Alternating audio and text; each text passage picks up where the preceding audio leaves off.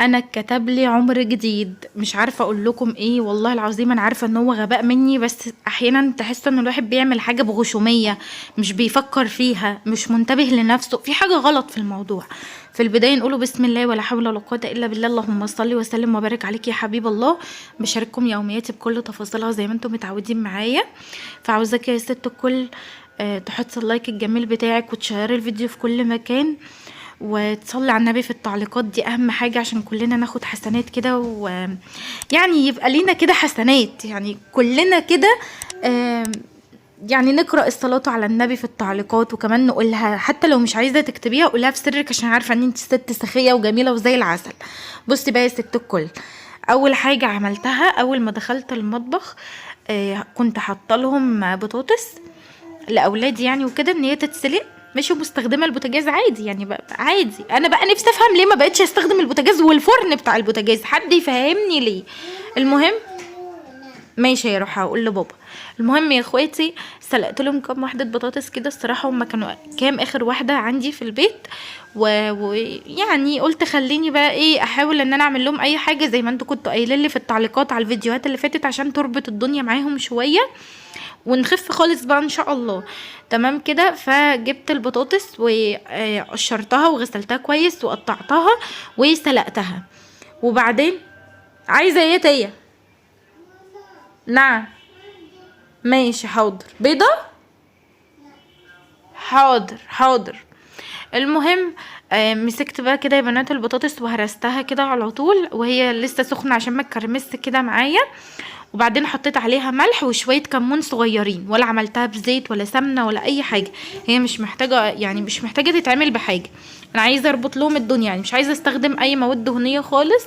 فحطيت بس كده زي ما قلت لكم شعره كده من الملح والكمون، وبدات ان انا ادعكها كويس جدا كده في بعضها، واعملها لهم زي كور البوبس كده، عارفين كور كده يعني على قد قطمه واحده او على قد اكله، عشان يبقى شكلها حلو وكمان تشجعهم ان هم ياكلوها. وطعمها على فكره كان حلو، يعني انا دقتها من غير اي مواد دهنيه، طعمها جميل، مش اللي هي مثلا تقرفي منها او اعزكم الله مش تحبي تاكليها، لا الملح والكمون مظبط طعمها. ما حطيتش بقى فلفل اسمر ولا اي حاجه تانية عشان ما تغيرش الطعم معايا او تضايقهم، او يكون فيها ان هي فيها لسعه او حرقيه وكده. وبعدين عملت بقى ايه كميه كده صغيره على قد ما هياكلوها، عشان طبعا ايه يعني هما مش هياكلوا كل الكميه دي. فعملت بس على قد يعني على قدهم حاجه كده بس بسيطه، وقلت لو اكلوها وحبوها هعمل لهم تاني لو طلبوا مني. والباقي بصوا الكرة عاملة ازاي، على قد قطمة واحدة كده، على قد يعني ايه لقمة واحدة. والباقي قلت هعينه كده في علبة واحطه كده في التلاجة. على فكرة انا عندي اولادي مش بيحبوا البطاطس المهروسة خالص، فلما بعملها لهم بشكل الكورة كده بيتقبلوها مني، يعني ممكن ان هم ياكلوها عشان شكلها، فاهميني؟ بس بعد ما خلصت بقى كده يا اخواتي، المفروض ان انا كنت بجهز العشاء، وعارفه ان انتوا هتتكلموا على الغاز بتاعي ان هو مش نظيف. انا هسيبه نظيف اكيد، انا مش طايقه اساسا الشكل ده، وربنا يعلم ان فعلا التأثير بيكون غصب عني. المهم قلت يا بنت شوفي انت هتعملي ايه على البوتاجاز عشان تحاولي ان انت تفضيه كده، ولو اشتغلتي فيه ما تبقيش محتاجاه بقى. فالعشاء بتاعنا كان ان انا بجهز يعني ايه سجق كان طالع من الفريزر، وقلت بدل ما افكه في الميكروويف خليني ان انا اشتغل فيه على طول واغلي له ميه زي ما بعمل كل مره، وبيتفك معايا على فكره وكان حلو، يعني بيبقى حلو وكل حاجه تمام. بس المره دي يا اخواتي في حاجه غلط. بصوا الجزار اللي احنا بنتعامل معاه اوقات كتير جدا اللحمه المفرومه بتاعته بتكون مش حلوه، وساعات العكس بتكون اللحمه المفرومه تحفه. بصوا يعني تاكليها كده تحسي ان لا طعمها فعلا رهيب. وساعات السجق بقى يكون حلو وساعات مش حلو، معرفش بقى ليه. المرة دي السجق كان ناشف جدا، يعني مش جوسي كده، مش حلو، في حاجة كده مش حلوة يعني. المهم خلاص سلقته وعينته كده في طبق، يعني طلعته كده على طبق وسبته بقى كده بره. وهبدأ ان انا اشتغل بقى في البوتاجاز معاكم ونعمل له تنظيفة سريعة. دي بالنسبة لي التنظيفة السريعة يا اخواتي والله العظيم ظهري اتقطم.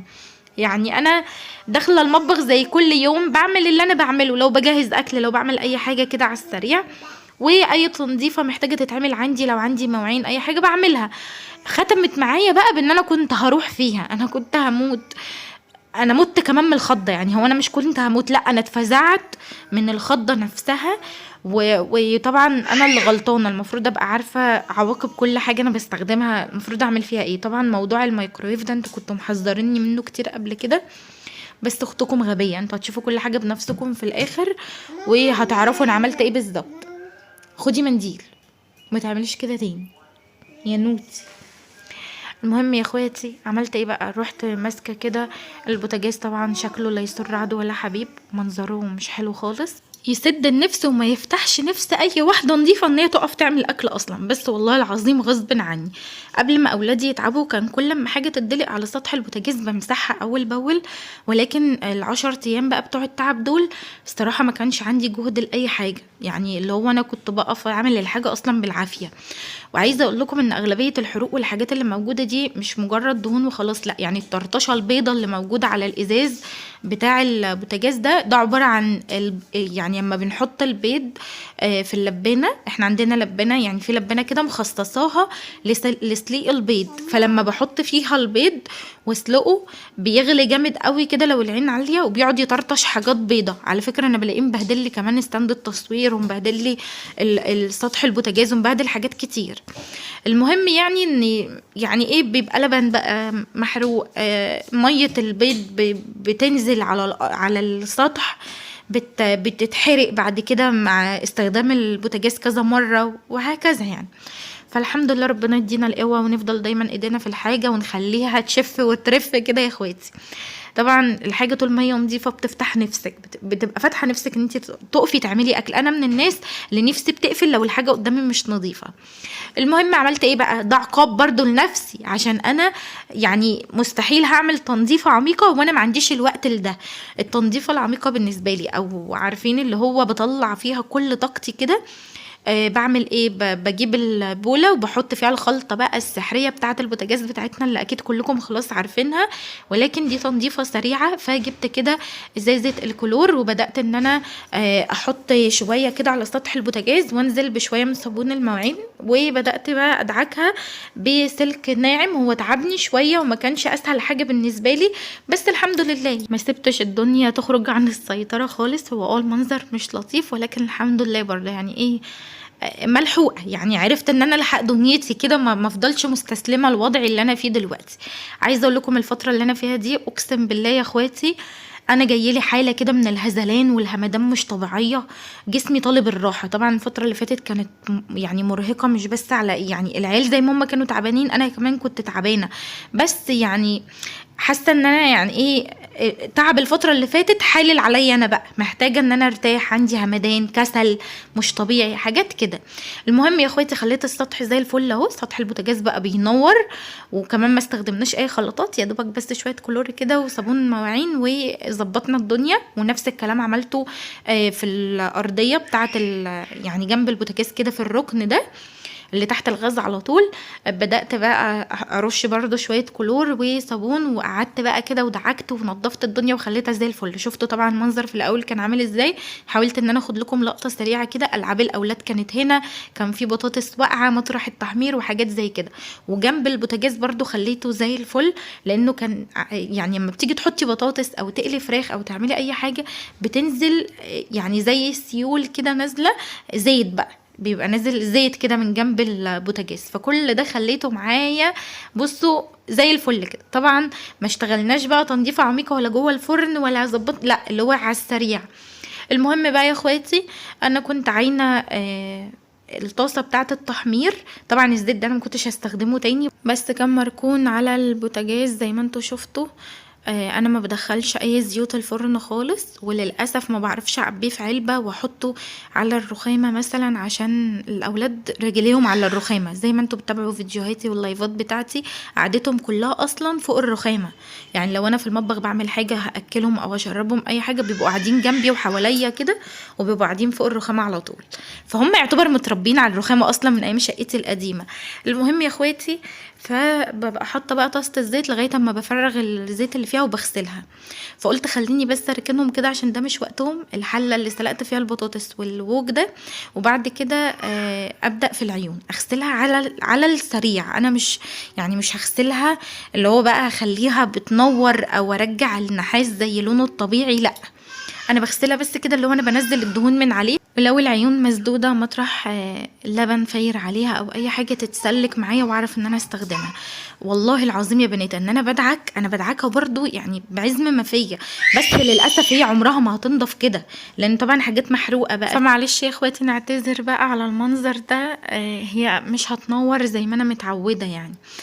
المهم اللهم صل على النبي. طبعا وانا واقفه بغسل بقى الطاره والعيون زي ما انتوا هتشوفوا معايا، مسكت الطاره عشان كان عليها دهون مطرح القليه، مسكتها كده بسكينه بعد ما غسلتها وبدات ان انا اكحت كل الدهون اللي عليها عشان انزلها من عليها يعني، واحاول ان انا انضفها على قد ما اقدر.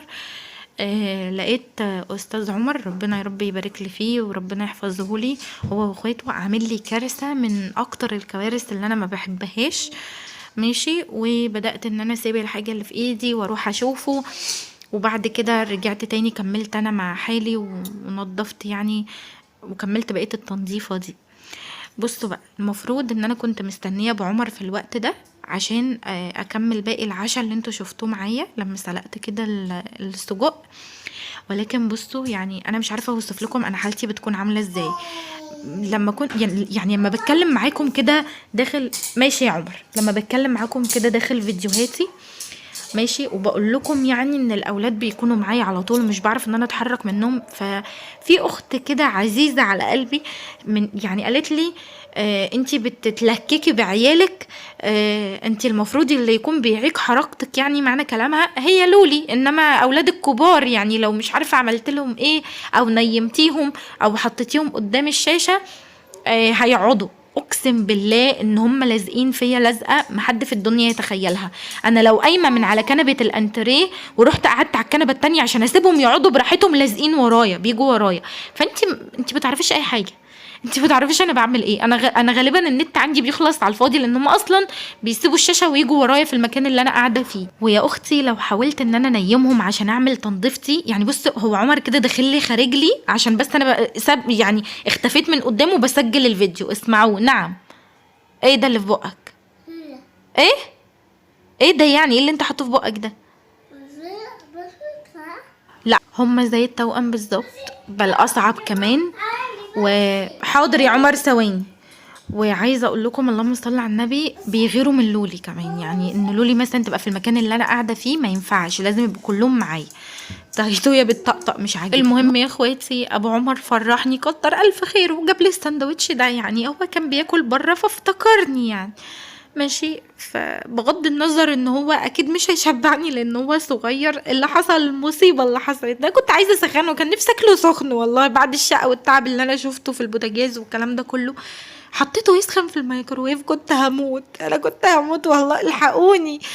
والله العظيم يا اخويا انا متخلفه، انا اكيد مش طبيعيه عشان اعمل حركه زي دي. رحت خدته بورقته زي ما هو كده الورقه عشان قلت قال يعني ايه اسخنه واكله زي كانه جاي من بره. انا حطيته من هنا يا اخواتي واسمع لكم صوت عارفين لما تلميس الكهرباء ولقيت نار طالعه من الميكروويف. كل اللي انا عملته ان انا شديت الفيشه على طول وركبي قعدت تخبط في بعض، ما عرفتش اعمل اي حاجه تانية غير كده. ادعولي ادعولي والله انا مخي ضرب.